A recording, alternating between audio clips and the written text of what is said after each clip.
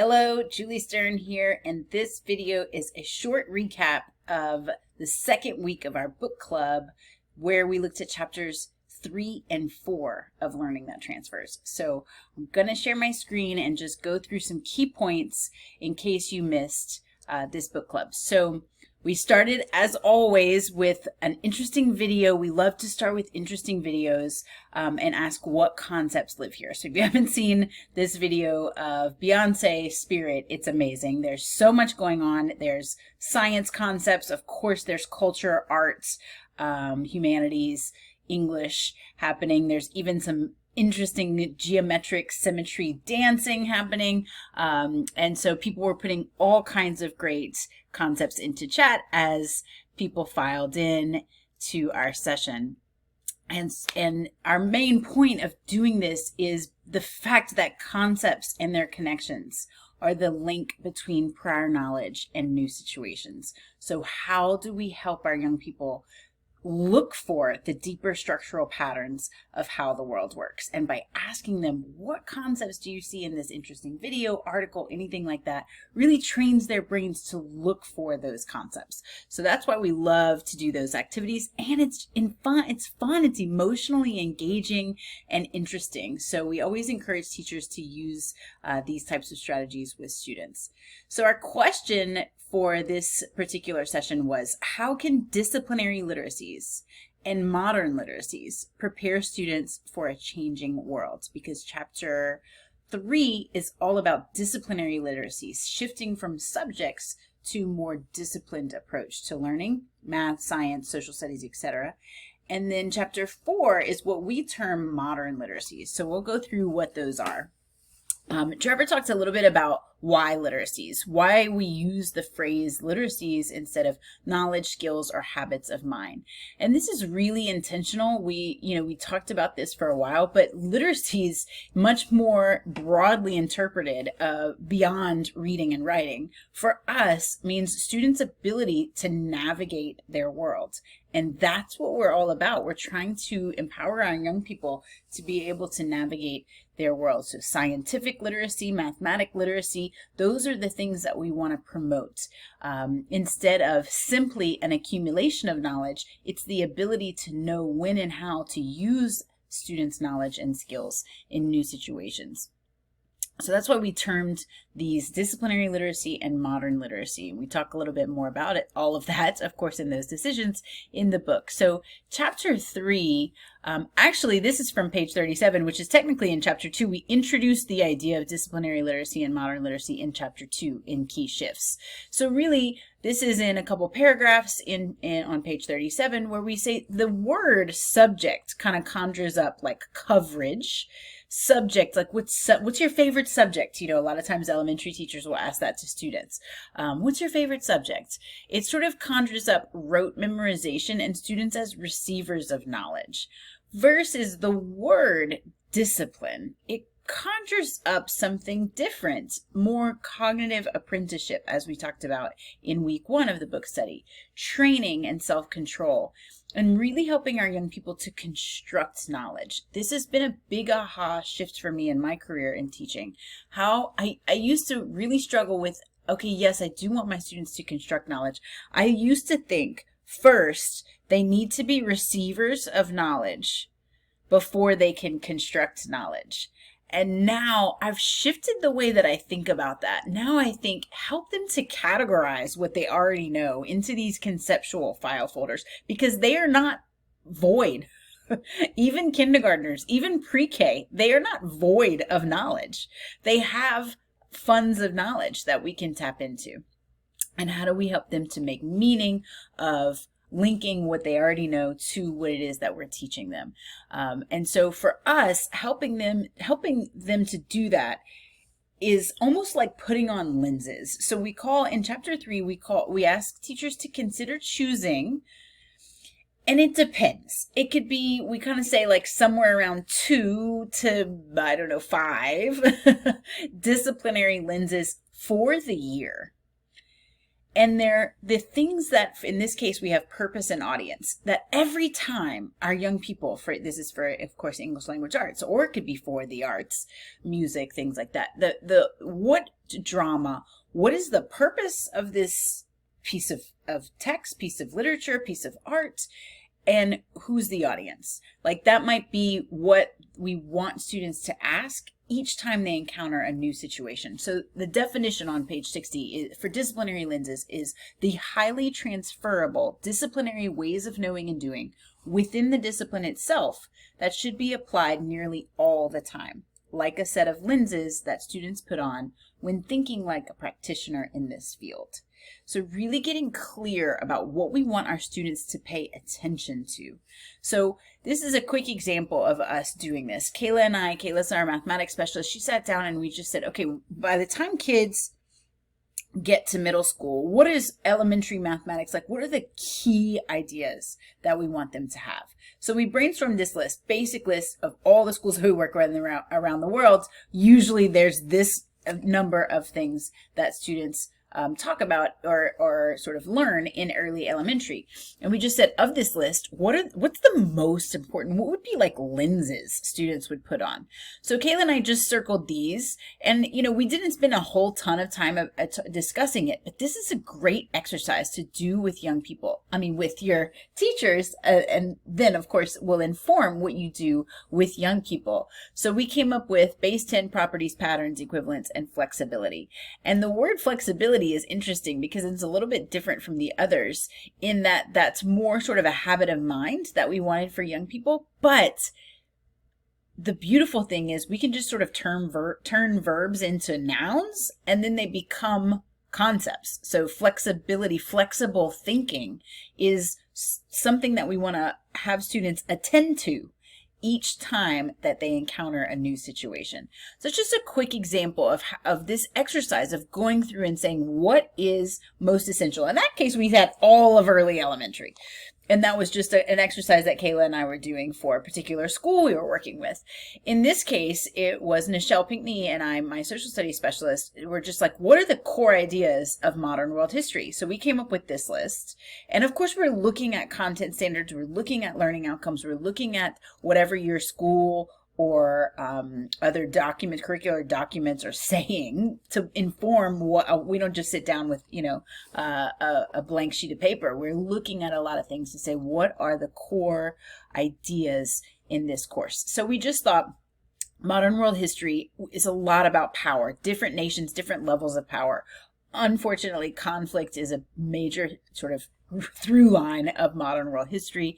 Human rights versus national interest, that's sort of somewhat of a balance. Like, should nations interfere when human rights are being violated if it does not promote our national interest, is a question a lot of developed countries ask themselves, which then lends itself to the question of sovereignty. When does sovereignty absolutely need to be respected, and when does it not? That is a really important question of modern world history. So this is just quick examples of that exercise. So what we did then was asked everybody to change their names, to put ELAM, HSS, whatever, in front of their names so that we could put them in breakout groups. So we went into breakout groups where people talked about whatever their discipline that they most love, teach, or lead, and thought about the core ideas. They brainstormed 5 important concepts within their discipline and then ranked them from 1 to 5. So that was an activity that we did. And then we went into breakout groups and had them put, they choose 7 of their list, because it was a mixed group, and asked them to arrange them. So they put the concepts in and then moved them around in that conversation of asking teachers to think about the core concepts of a course or a discipline, and then talk about how they're related. How does author, message, purpose, and medium impact each other? How do they connect to each other. That's the interesting bit that we really wanted teachers to experience. So that's an activity that we did in breakout groups.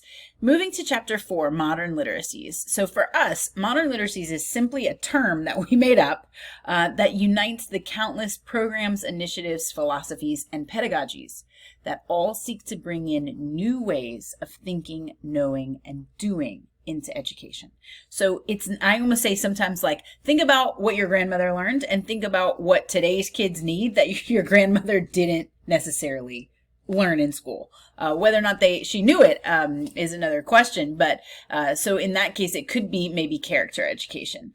In that case, maybe it would be digital citizenship, because that's a whole new realm. Related to that, to me, my favorite one is this last one, ethical decision making. So really, sometimes there's IB learner profile or the ATL skills. Sometimes, like in schools we work with in Alberta, the Alberta government has what they call their competencies. Some schools use like the 6 C's from Michael Phelan: creativity, collaboration, critical thinking, all of those things. Those would be examples of what we would call modern literacies. Another example would be portrait of a graduate. So a lot of schools in the United States are saying, okay, we've got this portrait of a graduate. They are collaborators. They are, all of these things. And okay, what do we do with that? How do we make sure it's not just a poster on the wall? Well, we can apply the ACT model of acquire, connect, transfer to these sort of competencies that we call modern literacies. And we use this example here from an author named Zachary Stein, who says basically that our capabilities have not kept up with the demands of the world. And he basically says we're in an educational crisis, and we agree that we have to figure out how to help our young people adapt a lot quicker than we have been to keep up with the changing times. So relatedly, we use this trailer of The Social Dilemma. And so we're using this trailer to sort of pull out concepts. So we did the exercise, what concepts do you see here? And then we went into breakout groups. I'm not going to play it. You can Google it if you want to play it. But we went into breakout groups to think about what new disciplinary skills and concepts would help students to make sense of the social media extravaganza that we have right now, and what modern literacies, what things that fall sort of outside of the discipline would students need to navigate this scenario. So that was something that we did in breakout groups. Again, amazing conversations. If you can't make it live there, this video is a poor substitute, because there's just so much energy and passion and expertise in the group whenever we do these things. So then Julia Briggs, one of our other teammates, our science teammate, talked about how this is in I think we have this as a 3-line both in chapter 3 and chapter 4. How she sort of figured this out across the learning transfer spectrum. So moving from similar to dissimilar transfer, and moving from more academic to more real world transfer. So she teaches chemistry. She was teaching middle years chemistry, and she wanted students to understand how sort of the chemical properties of substances determine how long objects will, or I should say usually liquids, will persist in the environment. And that's what's the relationship between their atomic structure and their solubility and displacement. How do all those things interact? So she started with waste disposal in the lab and just said, look, kids, why do we have to dispose of certain things in certain ways whenever we're doing labs in school? Why do we do that? Why do we have to put certain things in certain places, and we can't just throw everything in the same trash can? So that was sort of context 1. Very simple, looking at how the chemical properties of the particular substances impact how you dispose of them. And then transfer to a more similar context, like a chemical spill. So she looked at it in local to where her school was. She looked at a chemical spill, and they analyzed that using their knowledge of chemistry to be able to analyze that. Getting more further along the sort of dissimilar spectrum, they looked at batik dyeing, which is a traditional way of dyeing fabrics that many people use across Africa and also India and other parts of Asia. So it's they use heavy metals, and it has environmental implications, but it also, of course, has health implications for them. but it's a traditional thing. It's a traditional custom and characteristic. And so that brings up really interesting questions there. And then finally, they looked at ecotourism because they found this place near where the school was, where a lot of people would go to see birds, was actually lacking in the bird population. And it was because the fish were reduced. So the birds were looking for another place for their substance, for their meals. And so why were the fish reduced was because of chemical persistence in the environment. And so the concepts become the through lines that link all of these contexts together. And of course, there are other outside of science questions and concepts that arise. So she looked at responsibility, consumption, production, and justice. So how do those things interact? So the scientific literacy with the modern literacy combined brought this unit to the next level. So that was when she shared this with us last summer when we were writing the book. We just said, this is it. And so if you see in chapter 4, there are a couple other examples that we came up with after she shared this one with us because it's just so great. So key points, chapter 3, we're trying to shift from subjects to more a disciplined approach. How do we help our young people become cognitive apprentices of ours so that they can move more towards expertise in the discipline? Disciplinary literacy, approaching it in this way, scaffolds students' ability to develop the knowledge, skills, and habits of experts. Solving real-world problems using authentic practices and disciplinary concepts. So how do we really bring those real-world pieces there?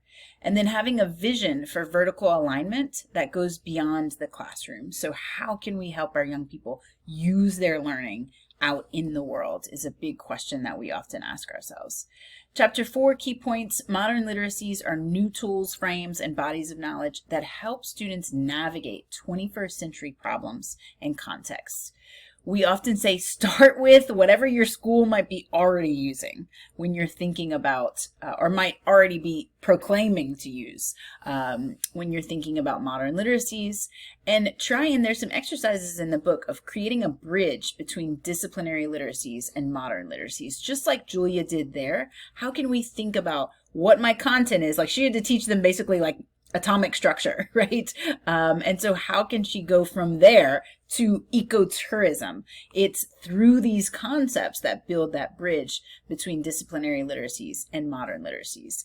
And finally, use modern literacies to create horizontal alignment. So how can we link with other disciplines? Can we go talk to the English teacher? Can we go talk to the math teacher and say, hey, we can make some horizontal alignment using these modern literacies? If we're all teaching collaboration, if we're all teaching critical thinking, we can do some really great horizontal alignment.